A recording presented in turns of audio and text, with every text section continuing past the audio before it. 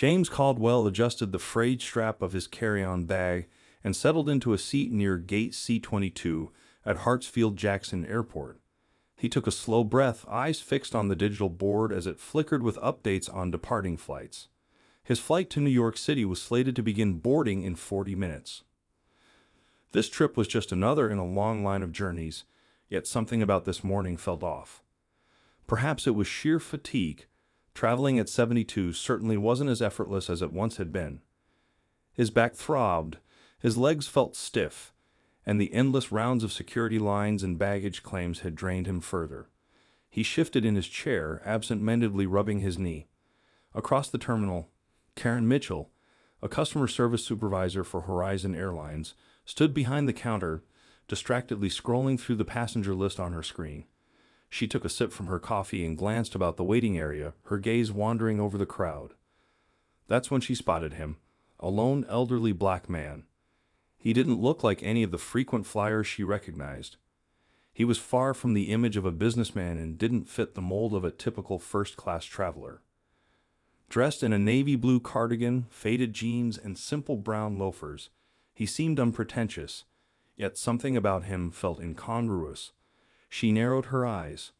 Without checked luggage, just a small carry-on, he raised questions. Why was he traveling alone? Where was he headed? She turned to Tom Reynolds, the nearby airport security officer. See that guy, she whispered, nodding toward James. Tom followed her glance, his expression unchanging. Yeah, what about him? He's been there for a bit, he replied casually. He keeps looking around, Karen said, lowering her voice. Something feels off. Tom frowned. Off how? Karen hesitated, unable to articulate her instinct. But over the years, she had learned to heed her gut feelings. I don't know, just keep an eye on him for a moment. Tom sighed, crossing his arms. After 8 years in airport security, he had seen this all before. Karen flagging someone based on little more than a feeling. He didn't push back.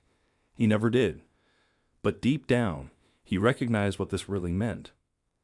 A black man traveling alone. Oblivious to the scrutiny, James leaned forward and stretched. His phone buzzed in his pocket, prompting him to check the time. 35 minutes until boarding, he murmured to himself. Just then, he noticed them, 2 uniformed officers approaching him.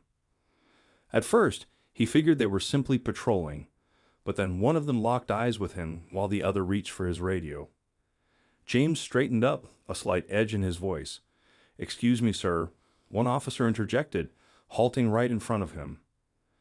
James blinked in surprise. Yes. We need you to come with us for some routine questions. He instinctively tightened his grip on his bag. A disconcerting warmth spread through his chest. He hadn't done anything wrong. Routine questions? He managed, trying to keep his voice steady despite his quickening heartbeat. May I ask why? Standard procedure, the officer replied curtly. James examined their faces, realizing the unyielding nature of their request. Other passengers started to notice. A couple of them turned, exchanging uneasy looks. A woman in a business suit leaned in to whisper to her companion. Meanwhile, Karen, positioned behind a counter, scrutinized the scene with her arms crossed and lips pressed tightly together. Tom stood beside her, silent yet observant. James let out a slow breath. This was not his first rodeo. A different city, a different airport, but always the same narrative. I'm sorry, he said calmly, but if this is routine, I would like to know exactly what requires my attention. The taller officer with a rigid jaw shifted his stance slightly. Sir, we need you to comply. Comply. That word lingered in the air uncomfortably. Moments later, the officer clutched James' arm with an unyielding grip. Gasps filled the waiting area. A young woman with a backpack instinctively pulled out her phone to record the situation. James felt his breath catch in his throat. It was as if his dignity was being stripped away before everyone's eyes. He attempted to pull back, but the officer's grip only tightened. You're treating me like a criminal, James exclaimed, his composure beginning to crack. The officer pulled him closer. That's enough. In that moment, James snapped, yanking his arm free. His voice broke the air louder than he intended, but he didn't care. I deserve to know what I'm being accused of. Karen's lips twitched slightly. A smirk crossed her face. You need to calm down, sir, the second officer interjected, moving closer with one hand hovering near his taser. James closed his eyes briefly, reminding himself to stay calm. He had witnessed too many incidents where men like him were forcibly subdued, arrested, or worse, merely for insisting on their dignity. He opened his eyes, locking his gaze onto the officer's face. I am calm, but I will not be treated like a criminal without an explanation of my alleged offense. The officer faltered momentarily. Karen stepped forward, arms still crossed. Sir, we received a report about suspicious behavior. We're just ensuring everything's sorted out. James shot a glance at her, tension palpable in his jaw. Concern? Suspicious behavior. What concern? His voice had dropped, edged with curiosity. Karen stayed silent. Tom fidgeted, sensing the situation spiraling downward. The woman capturing the scene moved in closer. You're holding him for no reason. I've got it all on tape. The officers exchanged wary looks. Finally, the taller one let out a resigned sigh and released James' arm. You can go now. James straightened his cardigan, his hands trembling, not from fear, but from anger, from humiliation. He surveyed the crowd, faces fixed on him. Some expressed sympathy, others showed indifference, while a few appeared eager for more drama. Karen turned away, already dismissing the incident from her mind. Tom, however, avoided making eye contact with James. Without another word, James snatched his bag and headed toward the gate, but he knew this wasn't over, not by a long shot. James Caldwell walked toward gate B32, his steps resolute even as his heart raced. The humiliation felt like a second skin. He had spent his entire life navigating moments like this, being questioned, doubted, underestimated. No matter how much he achieved or contributed, he found himself reduced to mere suspicion, dictated solely by the color of his skin. He sank into his seat, adjusting his cardigan, his hands still quivering. A young woman, the one who had recorded everything, was seated a few rows away. After a moment's hesitation, she rose and approached him. Sir, she said softly, holding up her phone, I have everything on video. The way they grabbed you, the way they refused to explain themselves. James looked up, sensing something in her eyes, anger, indignation, the fire he had seen in younger generations unwilling to accept the status quo. Thank you, he replied simply. She nodded. Do you want me to send it to someone? Post it online? James paused. His instinct nudged him to let it slide, to move on like he always had. But a voice inside urged him to speak up this time. I would appreciate it if you could send it to me, he finally decided. She smiled and quickly airdropped the file to his phone. I hope they don't escape consequence. James met her gaze. So do I across the terminal. Karen Mitchell and Tom Reynolds lingered by the Horizon Airlines counter, wrapped in a misguided sense of accomplishment. We likely just prevented something bad from happening, Karen muttered as she took another sip of her coffee. Tom nodded, albeit a bit warily. Yeah, I guess. Just as he opened his mouth to add more, the radio buzzed to life. Mitchell Reynolds, report to the manager's office immediately. Karen frowned, sharing a concerned glance with Tom. The urgency in the tone was unmistakable. Inside the Horizon Airlines corporate office, the atmosphere was a sharp contrast to the vibrant chaos of the terminal. It was modern, quiet, and almost sterile. When Karen and Tom arrived, they found 3 other employees gathered near the conference room. Any idea what this is about? Tom asked a younger ticketing agent who looked visibly uneasy.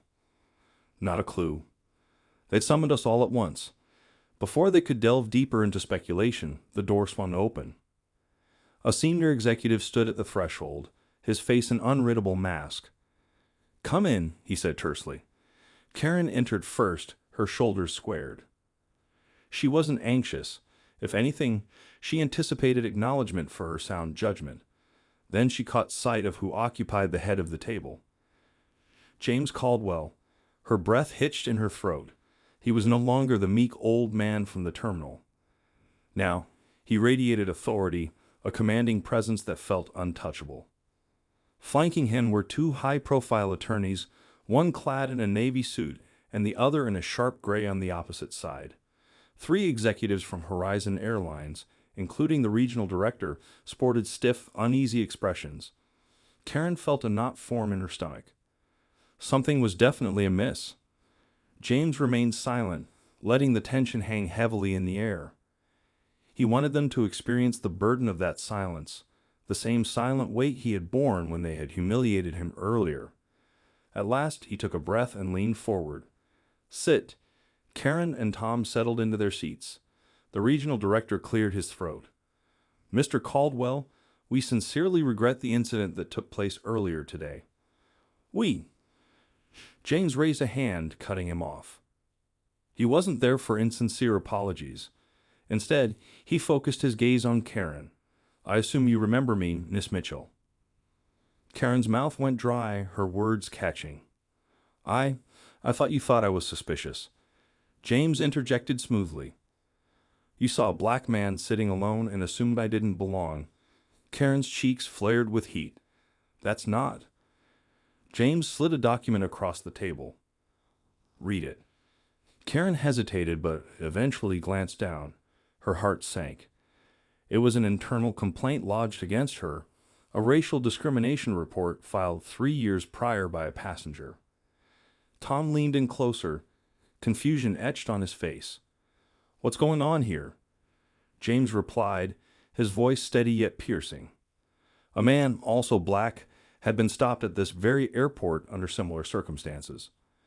Miss Mitchell had flagged him as suspicious without cause. He missed his flight and subsequently filed a complaint." Karen felt a chill creep down her spine. That complaint was dismissed.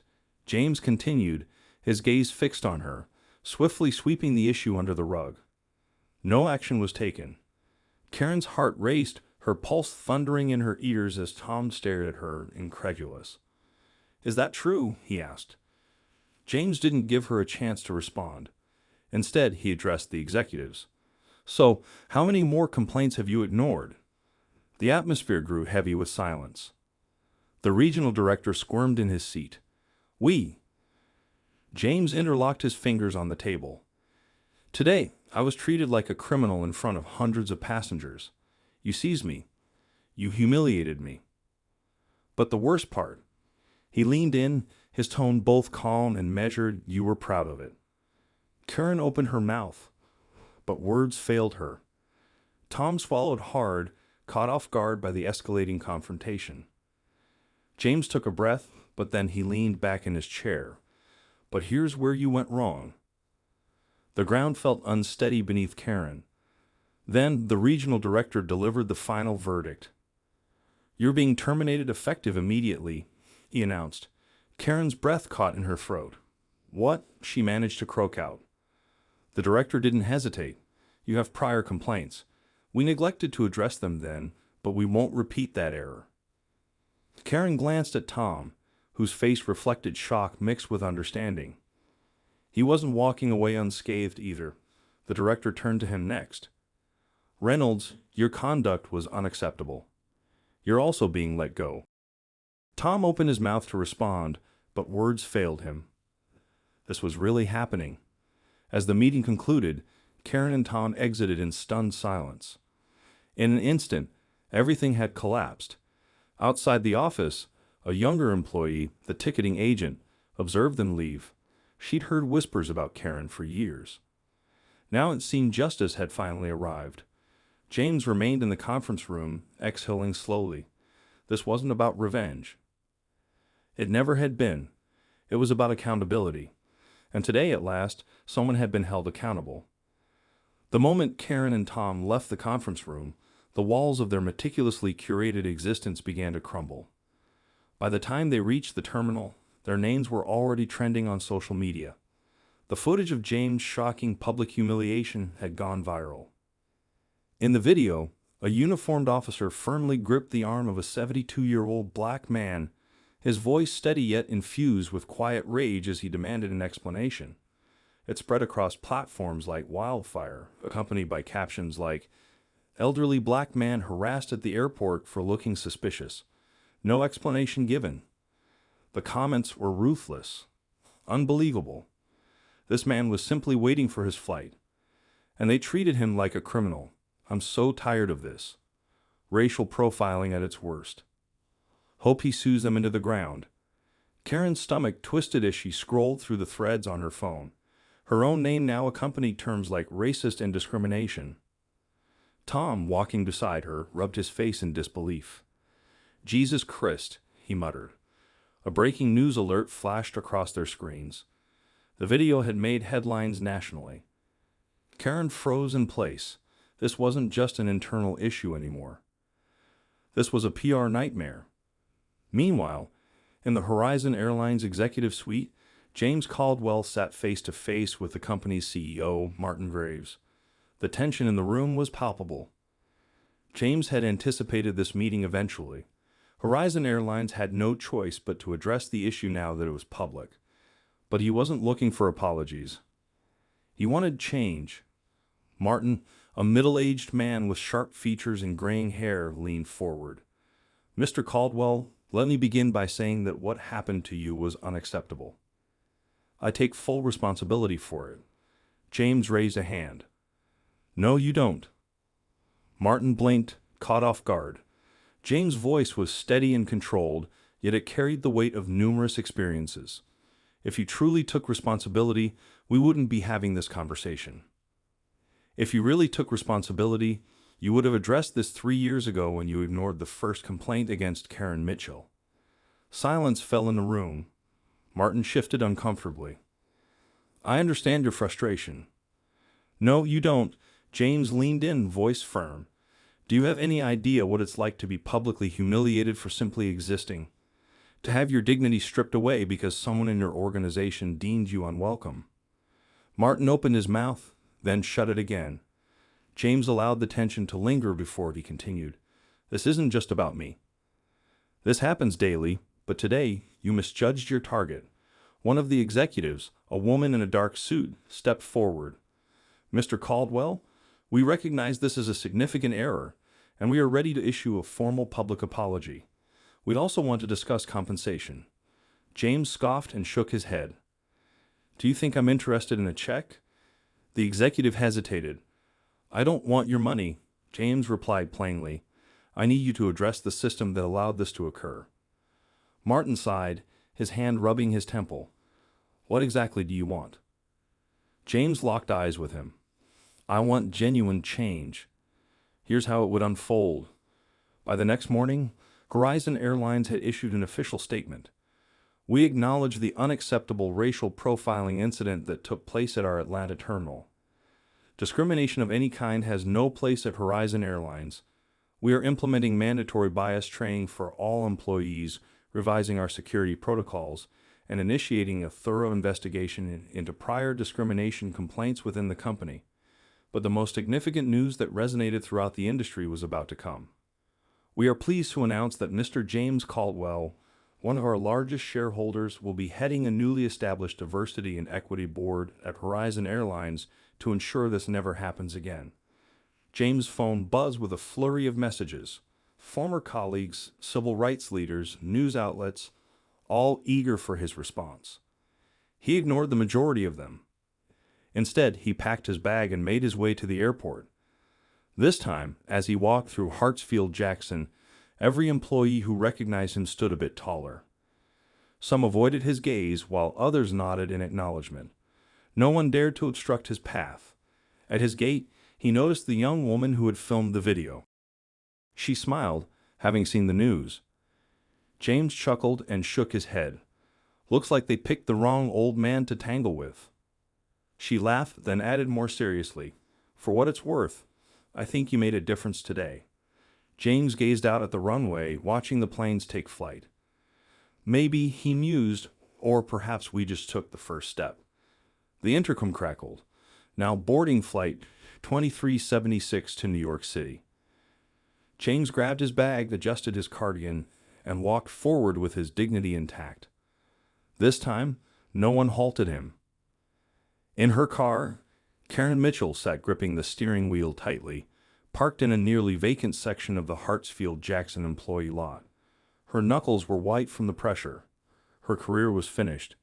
Years spent climbing the ranks at Horizon Airlines were now for nothing. Sacrificing weekends, working late, dealing with difficult passengers, navigating corporate politics, now all lost due to one blunder. At least, that was the perspective she wanted to cling to.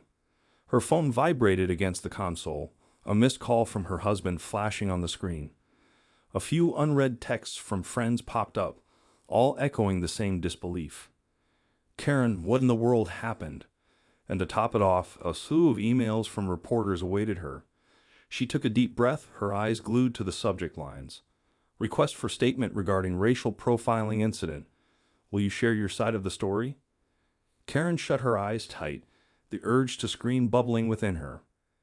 Instead, she grabbed her phone and scrolled through Twitter. She shouldn't have, but her name was still all over the trending topics. The video documenting the incident had been viewed over 5 million times, and the backlash seemed to escalate by the hour. A new headline caught her breath. Former Horizon Airlines supervisor fired for wrongfully detaining elderly black investor. Investor? That term twisted her stomach. She clicked on the article. There was James Caldwell, his demeanor calm and dignified. The piece chronicled his history with the airline, his contributions to the industry, and the humiliating treatment he faced at her hands. Karen struggled to get through the words. Her actions were being dissected across every platform and news channel. She had seen a black man sitting quietly and automatically assumed he posed a threat. She embodied what was wrong in corporate America. She didn't deserve to work again. A fresh comment appeared beneath one of the articles. What did she expect? That she'd be hailed as a hero? Karen slammed her phone down in frustration. Everything was lost, and worse, she couldn't even claim she didn't deserve it. Meanwhile, Tom Reynolds chose a different route. Rather than hiding away, he stepped into a bar. The bartender barely acknowledged him as he settled onto a stool and ordered a whiskey. Unlike Karen, his name wasn't plastered across the news. There weren't posts showcasing his downfall. But inside, he felt as shattered as she did. Years spent following orders, adhering to protocol, and doing what was expected of him. He had never questioned Karen's actions before, not when she flagged other passengers, not when she issued subtle directives that somehow always seemed to target the same groups. And now, for the first time, he was grappling with the reasons why. Why had he gone along with it? Why hadn't he spoken out? What had it taken for him to realize he was part of the problem? The bartender slid a glass in his direction. Tom stared at the amber liquid, finally mumbling, "You ever do something and only realize later how messed up it was?" The bartender raised an eyebrow in response. That's quite an intense question for a Tuesday evening. Tom offered a dry chuckle, then reached for his glass and savored a slow sip. Perhaps he had it coming. Maybe Karen did too. But James Caldwell, he certainly deserved better. Meanwhile, at the corporate headquarters of Horizon Airlines in New York City, another meeting was taking place. This time, James Caldwell was not alone. Seated at the head of a gleaming oak table, he was surrounded by the newly established Diversity and Equity Board, which included executives, civil rights advocates, and industry leaders. Opposite him sat the CEO, Martin Graves, his expression composed and thoughtful. They were there to address systemic changes within Horizon Airlines. James leaned in, his voice firm. If you're truly committed to change, it has to go beyond public relations statements and temporary measures. Martin nodded slowly. We're ready to listen. James let out a deep breath. Good, because this isn't about what happened to me. It's about ensuring it doesn't happen to anyone else. He produced a folder from his bag. Inside were proposals for extensive bias training, revamped security procedures, and the establishment of an independent oversight committee for racial discrimination complaints. This is where we begin. Where does it end? Martin asked, looking directly into James's eyes. When individuals like me no longer need to explain why we belong, James replied. Martin nodded seriously. Then let's get to work. Back at Hartsfield-Jackson Airport, James waited in the executive lounge, enjoying the cup of coffee before his flight. A young woman approached him tentatively. It was a Horizon Airlines ticketing agent from that fateful day, the one who had tried to step in but had been overlooked. She shifted uncomfortably. "Mr. Caldwell," she began, looking tentative. He met her gaze as she swallowed hard. I want to apologize for what happened that day. I should have been more vocal." James regarded her thoughtfully. She looked to be in her early 20s, perhaps still navigating her way through the complexities of the world. "Do you know why you didn't speak up?" he inquired. After a brief hesitation, she admitted, "Because I was afraid. I didn't want to lose my job." James nodded in understanding. "I get that." She bit her lip, her resolve showing. "I just wanted you to know that I won't stay silent next time." A small smile graced his lips. Then this wasn't in vain. Her smile widened before she excused herself. James took another sip of his coffee. Maybe, just maybe, something had started to change. Not just within Horizon Airlines, but also among the people who make it what it is. As James boarded his flight to New York, a familiar wave of exhaustion washed over him. The battle was relentless. However, today marked a significant change. For the first time in a while, he felt a sense of victory as he gazed at the New York City skyline, stepping out of a sleek black car into the refreshing autumn air. The driver offered assistance with his bag, but James waved him off with a polite smile. "I've got it, son," he had said, determined to carry his own weight. Approaching the glass-clad corporate headquarters of Horizon Airlines, he knew a press conference awaited him. Cameras were set up, and journalists murmured among themselves, eagerly anticipating the arrival of the man at the center of the narrative. But first, James had one final meeting to complete. In a quiet executive office, Martin Graves, the CEO of Horizon Airlines, stood by the window, glancing at his watch. When James entered, Martin turned to him, offering a brief but respectful nod. "Mr. Caldwell," he acknowledged. James took his time, settling into the chair opposite him. "Martin," he replied. Martin exhaled deeply, rubbing his temples. "It's been quite a week." James chuckled dryly. "I can imagine." The CDO hesitated before continuing. "I won't pretend that Horizon Airlines has always acted correctly. We've stumbled along the way." James raised an eyebrow, silently urging him to continue. Martin sighed. "All right, we failed. Honestly, I didn't expect you to stick around." James leaned back, asserting himself. "I thought about walking away. Selling my shares, severing all ties." Martin examined him closely. "But you didn't." "No," James replied steady, "because leaving would mean leaving things unchanged. I don't have time for that." Martin nodded slowly. "So, what's next?" James reached into his bag and presented a document, a clear list of demands. It outlined essential changes. Mandatory anti-bias training for all employees, from security personnel to corporate executives. An independent oversight board to equitably address discrimination complaints. And a public scholarship fund for underprivileged aviation students, named in honor of the first black pilots in Horizon Airlines history. Martin scanned the page, then took a pen and signed without hesitation. James observed him closely. "This can't just be for show, Martin." The CEO met his gaze earnestly. "It won't be." For the first time, James felt a glimmer of belief. The press conference was brief, yet it marked a historic moment. James Caldwell sat confidently before a line of microphones, his presence commanding the attention of everyone in the room.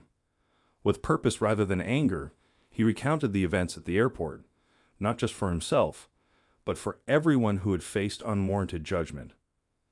Voices that had once gone silent were finally being heard.